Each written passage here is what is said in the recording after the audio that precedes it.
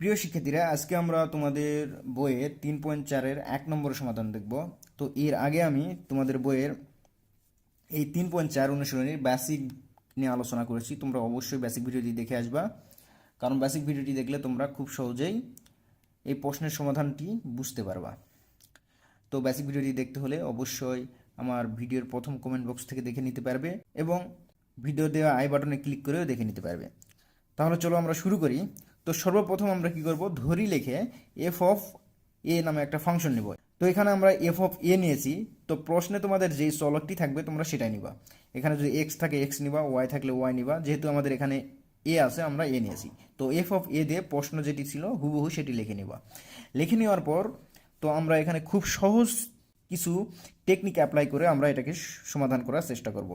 তো এটি সমাধান করার ক্ষেত্রে আমরা আমার বেসিক ভিডিওতে বলেছি যে সর্বপ্রথম যে আমাদের রুলসটি ফলো করতে হবে, এটিকে আমাদের জিরো করতে হবে। এই টোটাল মানকে জিরো করতে হবে। এই টোটাল মানকে যদি জিরো করতে চাই তাহলে আমাদের এই চলকে কিছু মান বসাতে হবে। তো আমরা আন্দাজ করে মান বসাবো না, আমরা কি কি মান বসাবো সেটি আগে সর্বপ্রথম বের করতে হবে। তো সেটি বের করতে হলে আমাদের সর্বপ্রথম যে রুলসটি ফলো করতে হবে সেটি হলো আমাদের এখান থেকে ধ্রুব সংখ্যাটি বের করতে হবে। তো ধ্রুব সংখ্যা এখানে কোনটা, যেটাতে চলক থাকবে না সেটি ধ্রুব সংখ্যা। আমরা দেখতেছি 5-এর সাথে কোনো চলক নাই, অতএব 5ই আমাদের ধ্রুব সংখ্যা। তো তারপর আমরা দেখব যে সর্বোচ্চ চলকযুক্ত যেই পদটি থাকবে তার সাথে কোনো সহগ আছে কিনা। যদি সহগ থাকে তাহলে আমরা ওই সহগ দিয়ে আমরা এই 5কে বা এই ধ্রুব সংখ্যাকে ভাগ করব। অবশ্যই তোমরা একটা রাফ খাতা নিবা, সেখানে এগুলো করবা। তো আমরা এখানে দেখতেছি যে আমাদের ধ্রুব সংখ্যা 5 এবং আমাদের সর্বোচ্চ চলক 3 এবং এর সাথে যেই সহগ আছে সেটি হলো 3। তো আমরা 3 দিয়ে ভাগ করলাম। করার পর যেহেতু এটির ভাগ যায় না, অতএব এইরকমই রাখতে হবে। এই 5/3-এর উৎপাদক বের করব। তো উৎপাদক কিভাবে নির্ণয় করে আমি অবশ্যই তোমাদের বেসিক ভিডিওতে দেখিয়েছি, তো তোমরা এখান থেকে দেখে নিবা। তো এর উৎপাদকগুলো হবে সেগুলোই, আমি আবার শর্টকাটে বলতেছি উৎপাদক কিভাবে বের করে। এর উৎপাদকগুলো হবে সেগুলোই যেগুলো এটিকে যেই সংখ্যাগুলো দ্বারা ভাগ করলে ভাগশেষ শূন্য হয়। তো এটিকে যদি আমরা 1 দ্বারা ভাগ করি তাহলে অবশ্যই এর ভাগশেষ কী হবে, শূন্য হবে। মানে 1 দ্বারা ভাগ যায়, মানে যেই সংখ্যাগুলো দ্বারা এই 3/5কে ভাগ যাবে সেগুলো হবে এর উৎপাদক। তো 1 এবং 2, 3, 4 এরকম কোনো সংখ্যা দিয়ে ভাগ যায় না, আর সেই ক্ষেত্রে আমরা 3/5 দিয়ে ভাগ করতে পারবো। 5/3 দিয়ে ভাগ করতে পারবো, অর্থাৎ 5/3 দিয়েও ভাগ করা যায়। তাহলে কী হবে, ভাগশেষ শূন্য হবে। তো আমরা এই দুইটি উৎপাদক পেয়ে গেলাম। তো এই উৎপাদক দুটির আমরা প্লাস মাইনাস মান এখানে বসাবো, প্লাস মাইনাস মান বসাবো। তো আশা করি এই টেকনিক ফলো করলে আমরা তোমাদের এই 3.4-এর প্রায় 99% অঙ্ক সলভ হয়ে যাবে। দু একটি ব্যতিক্রম থাকে যেগুলো কোনো নিয়মের ভিতর পড়ে না। তো এই প্লাস মাইনাসগুলো আমরা বসাবো। তো তারপরেও যদি এই প্লাস মাইনাস মান বসানোর পরেও যদি শূন্য না হয়, সেই ক্ষেত্রে আমরা কি করব, শুধুমাত্র যে ধ্রুব সংখ্যা আছে এর উৎপাদকগুলো বসাবো। তো এই অঙ্কে সাধারণত এইটুকুর মধ্যেই হয়ে যাবে। তাহলে চলো আমরা এই মানগুলো বসাই। এটাতে এই অঙ্কে এই মান বসানোর ফলে জিরো হওয়ার কথা। তাহলে আমরা মান বসাই, অবশ্যই এগুলো কি করবা, রাফ খাতায় করে নিবা। তাহলে সর্বপ্রথম আমরা +1 বসাই এখানে। যেহেতু দেখো এখানে +1 যদি বসাই, এফ অফ এর জায়গায় মানে চলকের জায়গায় আমরা 1 নিলাম। এখানে প্লাস যেহেতু সবকটা, তার মানে এখানে জিরো হওয়ার সম্ভাবনা নেই, কারণ মাইনাস না থাকলে প্লাস মাইনাসে কেটে যাবে না, অতএব জিরো হবে না।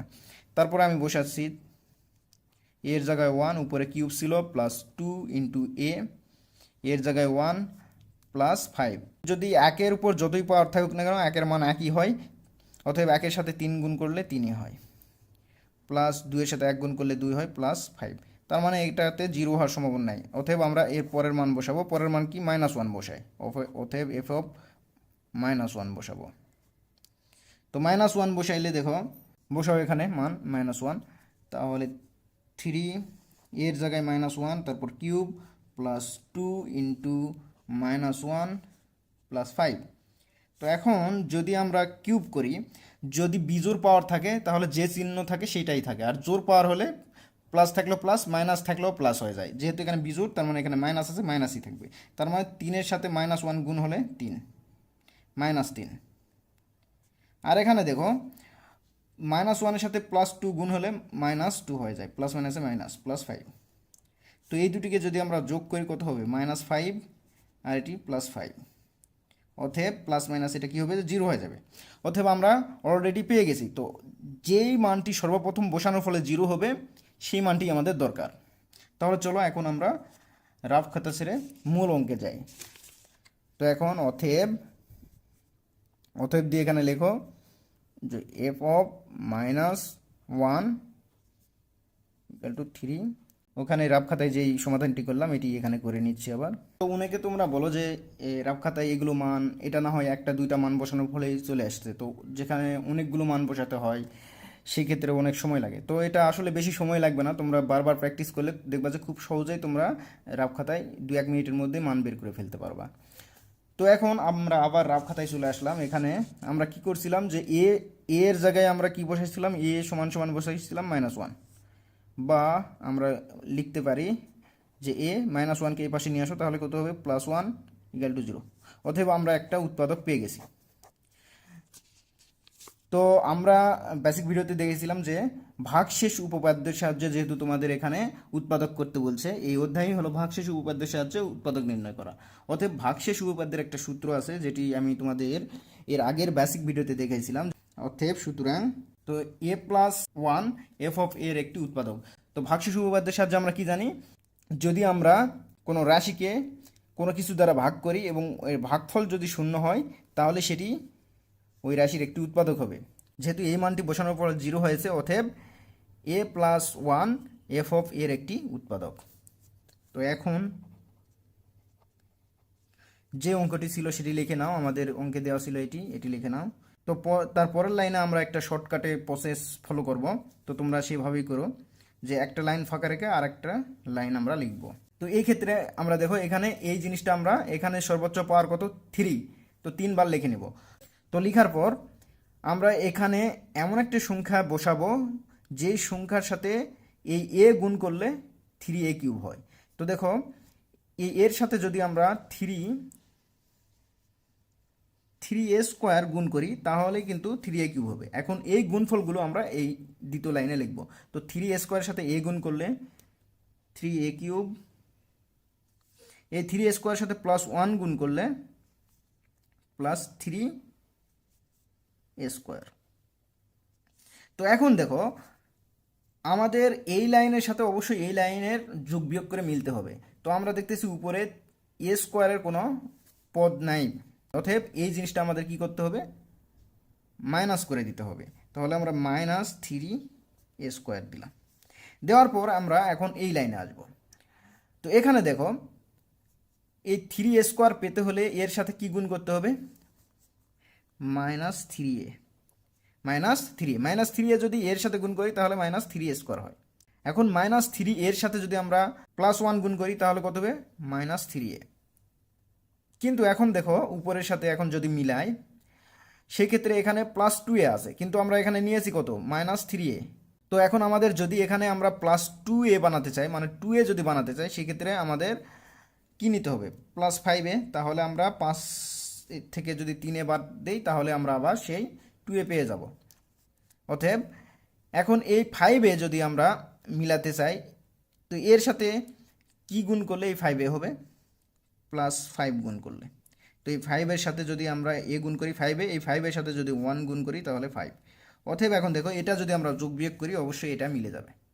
তো যদি আমি এই প্রসেসটি আর একবার তোমাদের ক্লিয়ার করার জন্য বলি তাহলে কিভাবে, তো সর্বপ্রথম আমরা কি করব, এই লাইনটি ফাঁকা রাখবো, তারপর আমরা এখানে a+1 বা এখানে যেটি পাবো সেটি এখানে সর্বোচ্চ যত পদ থাকবে ততবার লিখে নিব। নেওয়ার পর আমরা এটার সাথে কি গুণ করলে এটা মিলবে সেটা দ্বারা এখানে গুণ করব। গুণ করার পর এটা দ্বারা এটাকে গুণ করে এখানে লিখব, তারপর এটার সাথে এটাকে গুণ করে এখানে লিখব। লেখার পর আমরা দেখব যেটি এসেছে সেটি এই উপরে আছে কিনা বা যোগ বিয়োগ করে মিলে কিনা। যদি না থাকে তাহলে আমরা হুবহু সেটা বিয়োগ করে দিব। তাহলে কি হবে, আমাদের এখানে নাই জন্য আমরা কি করে দিয়েছি, বিয়োগ করে দিয়েছি। দেওয়ার ফলে আমরা এই পদটি পাবো। তো এখন এই পদটি মেলানোর জন্য আমরা এখানে এমন সংখ্যা দ্বারা গুণ করব যাতে এই এর সাথে গুণ হয়ে আমরা এটা পাই। এই জন্য আমরা -3 নিয়েছি। নেওয়ার পর এটার সাথে এটা গুণ করলে এটা পাবো, আবার এটার সাথে এটা গুণ করলে এটা পাবো। তো এখন আবার এই সংখ্যা পেলাম, এটা এখন আমরা দেখবো যে এটার সাথে মিলিয়ে দেখবো যে উপরে এটার সাথে এটা মিলতেছে কিনা। যেহেতু আমরা এখানে -3 এ নিয়েছি, কিন্তু এখানে দেখো +2 এ, তার মানে আমাদের এখানে যে করেই হোক +2 এ আনতে হবে। এজন্য আমরা +5 এ নিয়েছি, যাতে এই দুটো যোগ বিয়োগ করে +2 এ থাকে। তো তারপর আমরা ঠিক সেমভাবে এটা আবার একটা আমাদের অতিরিক্ত সংখ্যা চলে আসছে আগের মতো। তারপর আমাদের এটাকে মিলাতে হবে, এটাকে মিলার জন্য 5 এর সাথে এ গুণ করলে 5 এ হয়, এই জন্য আমরা 5 দ্বারা গুণ করেছি এর সামনে, অতএব 5 এর সাথে 1 গুণলে 5 হবে। এখন দেখো এই 5 আমরা এখানে পেয়ে গেছি। তো তারপরে যদি বুঝতে না পারো অবশ্যই কমেন্ট বক্সে জানাবে। তো তারপরে আমরা দেখো এখানে a+1, এখানেও a+1, এখানেও a+1, আমরা একটা a+1 কমন নেব।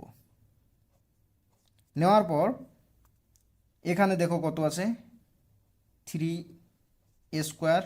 যেহেতু এখান থেকে a+1 কমন নিয়েছি, তার মানে থাকে কত, 3a²। আর এখান থেকে যদি আমরা a+1 কমন নেই তাহলে থাকে -3a। আর এখান থেকে যদি a+1 কমন নেই থাকে +5। তো এটি আমাদের অ্যান্সার। আশা করি বুঝতে পেরেছো। যদি বুঝতে না পারো অবশ্যই ভিডিও কমেন্ট বক্সে জানাবে। তো আমরা এর পরের ভিডিওতে 2 নম্বরের সমাধান দেখব।